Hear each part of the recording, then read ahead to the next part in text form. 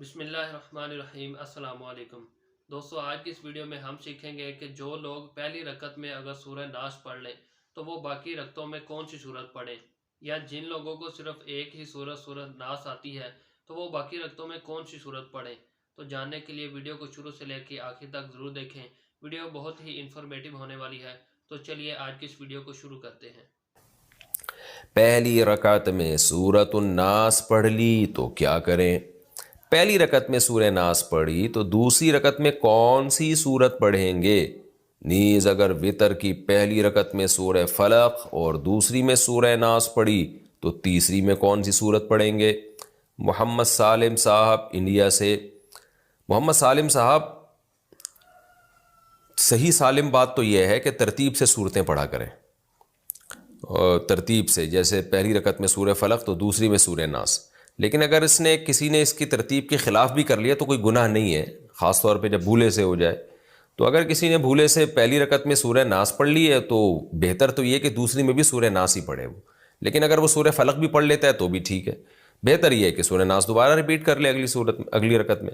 और अगर वितर की पहली रकत में सूरह फलक और दूसरे में सूरह नास पढ़ी तो तीसरी में सूरह नास पढ़ ले, दोबारा पढ़ ले, नहीं तो कुल हु अल्लाह पढ़ ले दोबारा। तो इसमें कोई इशू नहीं है। बेहतर है तरतीब से पढ़ें। अगर गलती से तरतीब आगे पीछे हो गई है तो भी कुछ नहीं होता इससे।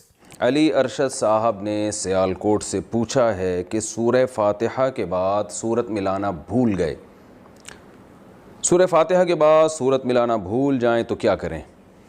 जनाब अली अरशद साहब, सूरह फातिहा के बाद अगर आप फ़ौरन रुकू में चले गए और आपको याद आया, रुकू में याद आया कि मैंने सूरत नहीं मिलाई है, तो आप रुकू से खड़े हो जाएं, सूरत मिलाएं, दोबारा रुकू करें और आखिर में सजदा सहव भी करें।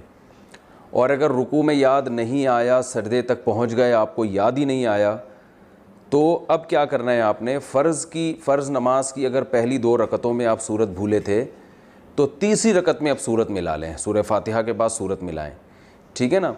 तीसरी में नहीं याद आया, चौथी में मिला लें और आखिर में सजदा सहव भी करें। ये मसला है इसमें। और अगर बिल्कुल ही भूल गए आखिर तक और तहियात में आखिर में याद आया तो सिर्फ सजदा सहव से भी नमाज अदा हो जाएगी। और अगर सुन्नतों में ये काम हुआ है, यानी सुन्नत मुअक्कदा आप पढ़ रहे थे या ये कि नवाफिल पढ़ रहे थे, तो उसमें तो चूँकि हर रकत में सूरत मिलाना वाजिब है। फ़राइज़ में तो चलें पहली में नहीं मिली तो तीसरी में मिला ली, लेकिन सजदा सहव फिर भी करना पड़ेगा। तो यहाँ भी यह है कि सुन्नतें अगर आप पढ़ रहे थे उसमें सूरत मिलाना भूल गए तो रुकू में याद आया तो खड़े होकर सूरत मिलाएं, दोबारा रुकू करें, सजदा सहव करें। रुकू में याद नहीं आया तो अब बस गई सूरत, अब आखिर में सिर्फ सजदा सहव कर लें, नमाज इंशाअल्लाह हो जाएगी। उम्मीद है दोस्तों आज की इस वीडियो से आपको बहुत कुछ जानने को मिला होगा। मज़ीद इस तरह की वीडियोस देखने के लिए चैनल को ज़रूर सब्सक्राइब करें। Thanks for watching. अल्लाह हाफिज़।